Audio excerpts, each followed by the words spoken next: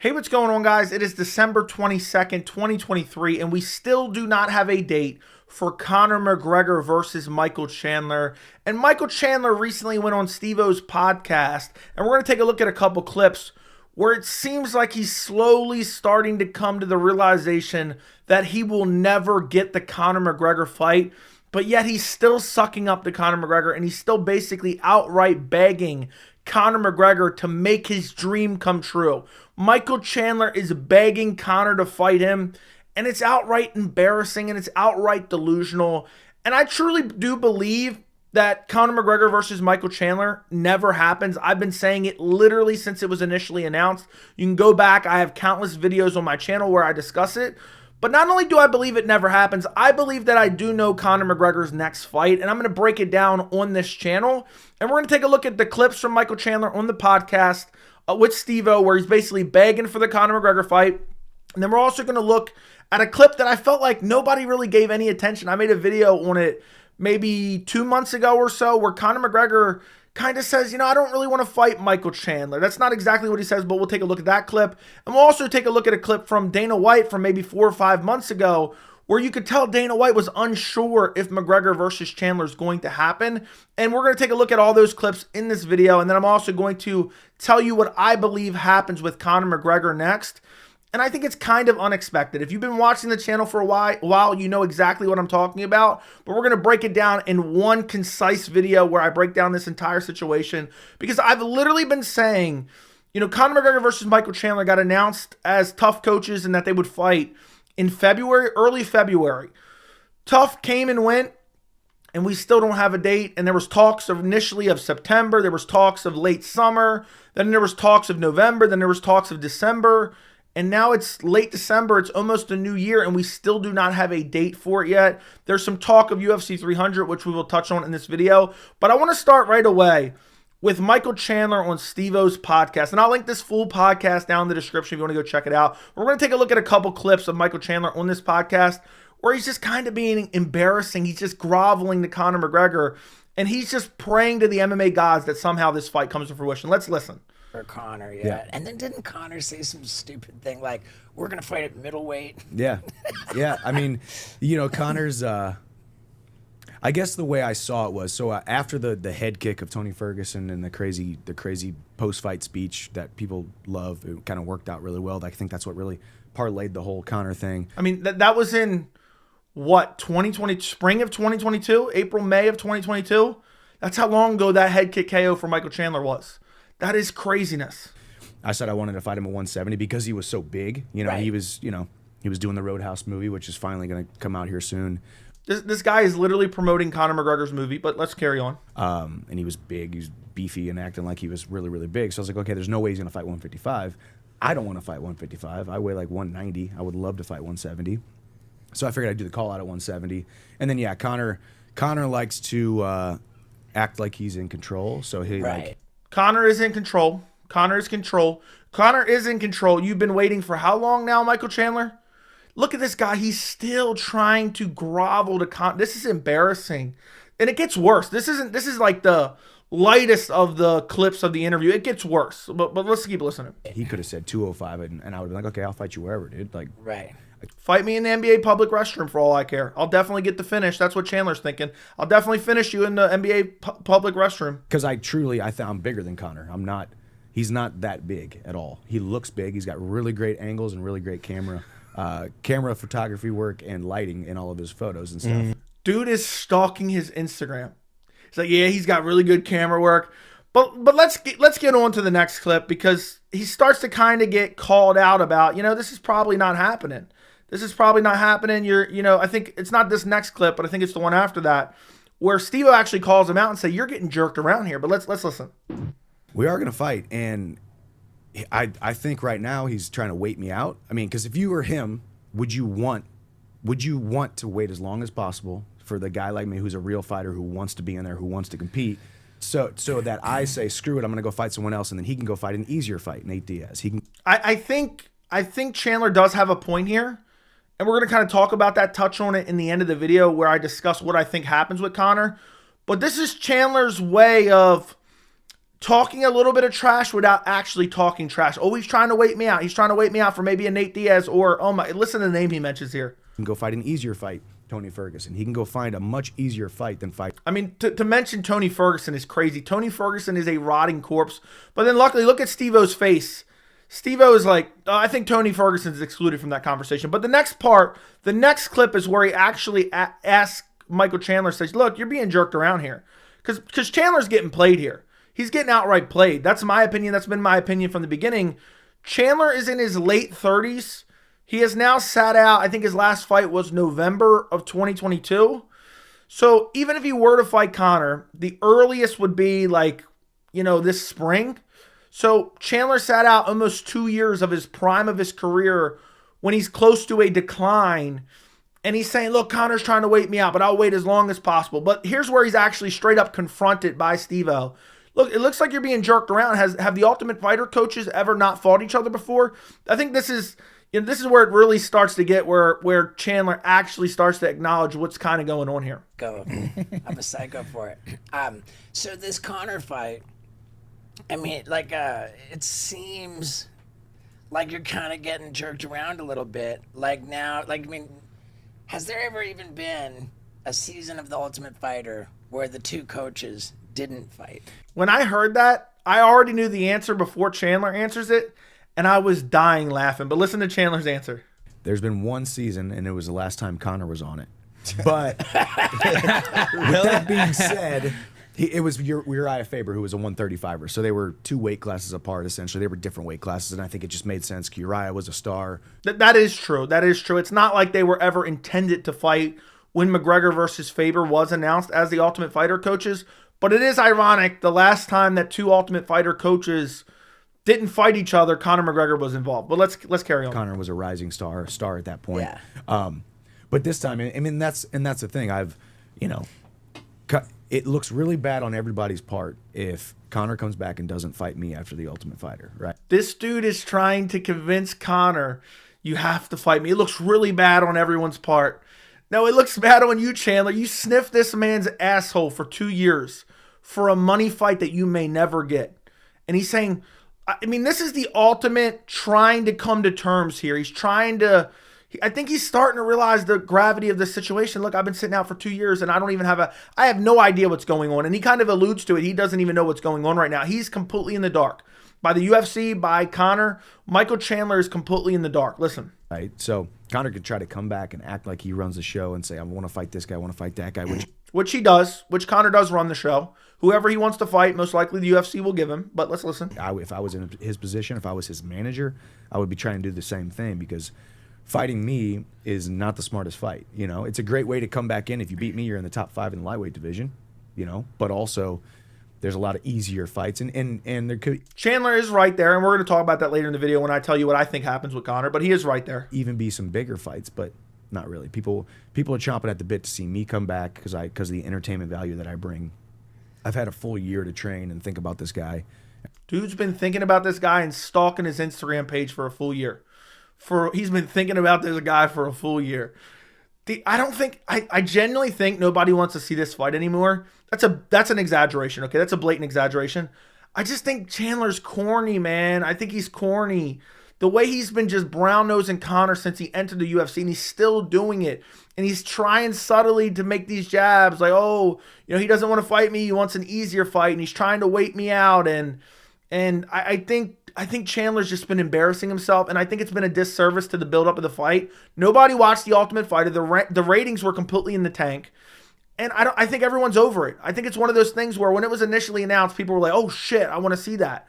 But when you've been blue-balled for close to a year now, and you still don't have a date, The Ultimate Fighter has came and went, I think people are off of it. Let's listen in. Because I think the next clip that we're going to go to here in a second, it gets even worse for Chandler. But let's listen to the rest of this one. At this point, hopefully it could be UFC 300. That's the next one that they're announcing. Maybe they announce us on there. That'd be great if they did. I have not been told that we have, but it'd be great. He has no idea what's going on. He has absolutely no idea what's going on. That's what he's saying there. At what point do you say, okay, fuck it, I won't fight? Is there things in the contract where it says you can't wait so long for an opponent to fight once you got. Okay, so this guy has no idea what he's talking about. I just wanted to put this in here. There are no contracts signed. There is no bout agreement. A fight is not official until there's an official bout agreement where both parties are sent a contract. For those of you who don't know, both parties are sent a contract and they sign the bout agreement for the terms of that fight, whatever date, whatever opponent it may be. And a fight is not official until that bout agreement is signed. Fights can be announced by the UFC without actual bout agreement signed, and it's just a formality. But in this case, there's still not a bout agreement. They're not contractually obligated to fight each other. So this guy doesn't even know what he's talking about. He's asking like almost like Chandler's already signed the contract, which he hasn't. But let's listen to this next part, which is way later in the interview, where Conor is brought up one more time. This is all the way literally 30 minutes later. But let's take a listen. And this is where they're talking about, he kind of begs Conor to fight him here, which I think this is the most embarrassing clip of Chandler from this whole interview.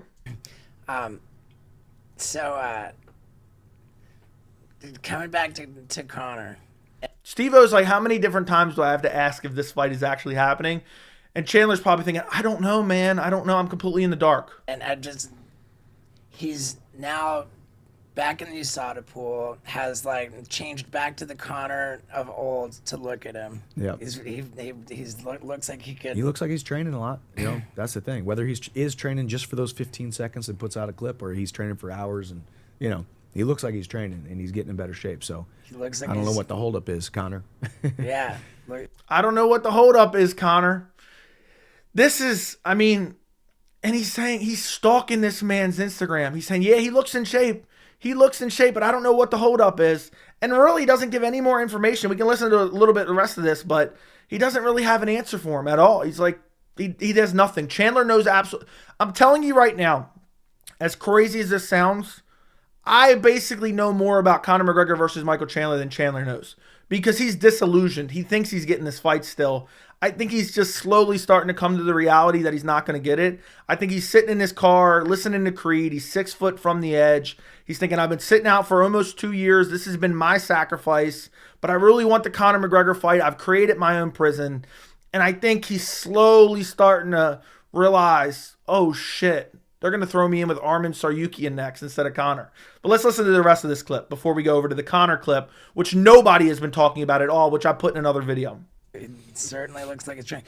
But that's got to affect you, like what happened to TJ? All right, I thought there was more there, but apparently there's not. But you can tell Chandler's just still hoping and praying that somehow Conor comes to his rescue. Let's look at this Conor clip that I put in a previous video. This got no attention, but this was essentially Conor saying he doesn't want to fight Chandler. Watch this clip. Just give me I just want the date. My date, please. That's it. Once you get back. And also, one thing, and I'm going to touch on this in a little bit. Chandler wants a date. Conor wants a date. Why isn't it happening? We're going to touch on that in a minute. In there, you're just going to rattle off these days. I need to, man. If this was boxing, if I was a boxer, yes, after my injury and the height I reached from belts to pay-per-view numbers, they would put me back in against this guy that has never boxed before. I want a tune-up fight is what Conor McGregor is saying there. If that's what they would do in boxing, to build me back up. But no, you get thrown into the shark's den, the lion's den in MMA. That's the way it is, which is fine. You can tell. Conor's coming off a catastrophic injury. Whatever you think of Conor, he's coming off a catastrophic injury. And he's been out partying, he's been out drinking, he's been out doing coke. And to return against a Michael Chandler who's been stalking your Instagram, looking at your body, obsessing over your body, saying, oh, he's got really good camera angles and lighting. And to go back against a Chandler who's been in the gym nonstop preparing for you. Meanwhile, you're coming back from a catastrophic leg break and you're cycling off the PEDs because you rejoined the USADA pool. That's a tough pill to swallow for somebody like Conor McGregor. But let's listen to see what the rest of what he says. But I just want to get back and get active. I want to become the best me before I call it a day. Yeah. And for that to happen, for any fighter to be the best they can be, they need consistent competition. Yeah. So I'm eager for that. You think it's still Chandler? It's whoever they want. Look at his reaction. You think it's still Chandler? And this was in late October. This was around the Fury and Ngannou card. This was at the Fury and Ngannou card. They asked him if it's Chandler. He goes, it's whatever they want. And I'll tell you what I think is going on behind the scenes here in a second. He'll never say no. I just want a date. I'll never say no to no one, yeah? So Chandler is what it seems to be, it does not matter to me. Doesn't matter to him, but you can tell he does not want Chandler. He does not want Chandler. Now, I want to look at one last clip before I give my theory on what's going to happen. This is Dana White from a while ago. I mean, this was, I think, let's see, this was 3 months ago that I put it in a video, so it was somewhere around there. This is where Dana White is asked about Conor McGregor versus Michael Chandler. So this wasn't that long ago. This was like September, October. And I put this in another video that was titled, Dana White publicly admits Conor McGregor versus Michael Chandler not happening. And here's where he was asked about why isn't the fight coming to fruition. He called out Alexander Volkanovski, and he also said he'd like to fight at 185. I'm wondering which one of those options is more likely to happen. So basically, Conor being a Twitter warrior, he doesn't fight, he just talks on Twitter. I have no clue. We'll see. Listen, when Conor is back and we announce that Conor is fighting, we'll look at the landscape, see who's around, what's going on, and we'll figure out who he's going to fight next. Key words, we'll figure out who he's going to fight next. Well, what does that mean? That means they don't know who he's fighting just yet. Well, wait a second. Oh, Joey, they did Conor McGregor versus Michael Chandler in The Ultimate Fighter. That doesn't matter. It doesn't matter. I mean, when did that air? That aired, I think the ending was at UFC 292. I mean, we're far past that. We're half a year past the ending of The Ultimate Fighter, the live finale of The Ultimate Fighter, and they still do not have a date yet. The Ultimate Fighter does not matter anymore. It doesn't matter that they coached. I truly believe this fight is never happening. And then he's asked directly, are you saying McGregor versus Chandler might not happen? And he basically gives a non-answer, but we'll listen to it. So are you saying it's probably maybe not? I'm not saying a fucking thing, because every jackass fucking website will be writing dumb shit tomorrow that I didn't say, as usual. Well, he did say that basically once Conor's back, we'll decide who he's fighting then, which means we're not dead set on it being Michael Chandler, which I think the Michael Chandler fight doesn't make sense. I'm going to be honest, the more I think about it, and I've thought about this from the beginning, and that's why I've been so consistent since early 2023 that I did not believe the Conor McGregor and Michael Chandler fight would come to fruition, is because Conor McGregor is one of the UFC's biggest stars. He's already on a 2-fight losing streak. He's won, one out of his last 4? He doesn't have a lightweight win since 2016, which was 7 years ago. Conor's in his mid-30s. He's not taking the sport as seriously. He's out doing drugs, getting drunk, getting in trouble. And to bring him back against Michael Chandler, whose sole focus is in the gym, getting ready, waiting for Conor to return. All he's doing is obsessing over Conor McGregor and probably listening to Creed because he's worried about the fight not happening. When you think about it from the UFC's perspective, no matter who they put Conor McGregor up against next, it'll be a big fight. So why not find him a fight like Bo Nickel? They just booked Bo Nickel versus Cody Brundage. Bo Nickel can do whatever he wants to Cody Brundage. He can go out there and Boston Crab Cody Brundage if he wants to in the first round. So why not find a more suitable opponent that is conducive to success for Conor McGregor? Michael Chandler, he can beat Michael Chandler, sure. But he's been out for what? He's been out since July of 2021. So we're coming up on July of 2024. It's going to be 3 years that Conor's been sitting out by the time they were to actually fight. There's talks of it happening maybe UFC 300, which will be April, so it'll be just under 3 years. Or it'll be summer of 2024, which would be literally 3 years since Conor last fought. You look at Michael Chandler, that's not the most favorable matchup, and that's not the biggest fight the UFC can do either. And that is why I believe Conor McGregor's next fight will be Nate Diaz. And I've been saying this for a couple months. I've been doubling down on this for the last couple months. The reason I believe this is going to happen is because Nate Diaz was one of the biggest stars in the UFC. It didn't matter if he won or lost. He was one of the biggest stars in the UFC. He left the UFC. He went over and boxed a YouTuber. He lost. I thought maybe that was the nail in the coffin for his UFC career. But when you really think about it, Conor McGregor versus Nate Diaz 3, regardless of how I feel about it, that is the biggest fight the UFC could put together for Conor McGregor right now. And that also happens to be the most winnable fight for Conor McGregor right now. Nate Diaz is on a massive decline. Nate Diaz just got outstruck by a literal YouTuber who I know has been working on his boxing for a while. That is the most winnable fight for Conor McGregor. And it's also the fight that sells the most pay-per-views. And on top of that, you have PFL offering Nate Diaz $15 million to fight Jake Paul in an MMA fight. Well, why wouldn't Nate take that fight? Nate has been historically very smart a negotiator. The reason he fought out his contract in the UFC is because he wanted to go make a big paycheck boxing a YouTuber. So why wouldn't he take an MMA fight against a YouTuber for $15 million? Well, the answer is there must be something more lucrative that he's trying to negotiate. And when you look at Conor McGregor wants a fight, he's demanding a date. I know there's the USADA backstory there, but I'm not going to get into that. I've already touched on that a million times. Then you have Chandler saying, I want a date. And the UFC definitely wants Conor McGregor back in the cage. Well, why hasn't there been a fight announced yet? I think they're trying to negotiate a deal with Nate Diaz. That is what I think is going on. And that's why I believe the UFC 300 main event will be Conor McGregor versus Nate Diaz 3. And I think Michael Chandler is just going to be devastated. I think he's going to be crying. I think he's going to be whining. And I think he's going to hope and pray that if Conor McGregor wins, maybe he can fight Conor McGregor after he wins. But to be honest, Conor McGregor ruined Michael Chandler's career. Michael Chandler sat out for so long, all for a fight that's never going to happen, because I truly believe the UFC is looking at it right now. And maybe they don't get a deal done with Nate Diaz. Nate Diaz is notorious to be a hard negotiator, and he's had issues with the UFC in the past. But I think the reason they haven't announced anything, the reason they haven't been concrete on anything, is because they're trying to work out a Nate Diaz deal. Because if Conor McGregor comes back and let's say he gets starched against Michael Chandler, let's say they book that fight for UFC 300 or UFC 301 or 302, let's say Chandler goes out there and just starches Conor.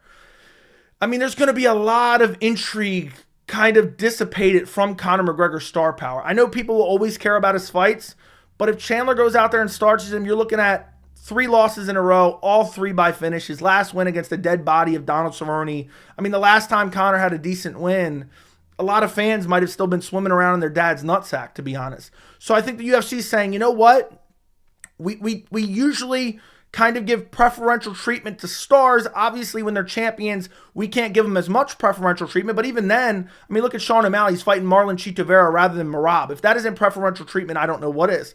So why would they look at Michael Chandler and be like, you know what, we'll give him the Conor McGregor fight, and Conor could potentially lose, and then he's gone forever? Because if Michael Chandler goes out there and starches Conor, Conor's probably heading off to box YouTubers as well. That's probably what he's going to do. His MMA career is going to be over. His UFC career is going to be over. So why not give the fans what they want? Because a lot of fans want the Conor McGregor-Nate Diaz trilogy. I don't really want that fight all that much. And give Conor McGregor a tune-up, because if Conor McGregor goes out there and let's say he starches Nate Diaz at UFC 300, that'll be massive. They could try to finagle a Conor McGregor-Islam Makhachev matchup, which would be one of the biggest fights of all time. And I know a win over Nate Diaz would almost be meaningless, but the UFC would do it. And the media would be okay with it. The fans would be okay with it. I would be disgusted with it, but I would understand why they did it. But they have to get Conor McGregor a win just to extend his UFC career. So I think they're really thinking about it. The matchmakers, Dana White, they're all thinking behind the scenes, you know what? I don't want to see Conor come back. Well, look at what happened to Chris Weidman. He looked horrible against Brad Tavares. He came back after a leg break, looked horrible. Nobody comes back the same after a horrible leg break like that. And maybe Conor's the exception, but I don't think it is. And I think the UFC is thinking, let's give him at least a more manageable matchup than Michael Chandler, who's been obsessing over his Instagram for the last year and a half. And that's why I believe that Michael Chandler's not getting this fight. And I think Chandler's starting to come to the realization, and you can just tell he hasn't even been given any guarantees. You know, he's completely in the dark. He's like, oh, it would be nice if we got announced for UFC 300. I find it hard to believe that Conor McGregor, Michael Chandler ever happens. I've been saying it since February of 2023. And I do believe that Conor McGregor versus Nate Diaz will be your UFC 300 main event. Let me know what you guys think down in the comments. Don't forget to like the video. Don't forget to subscribe. And thank you so much for watching.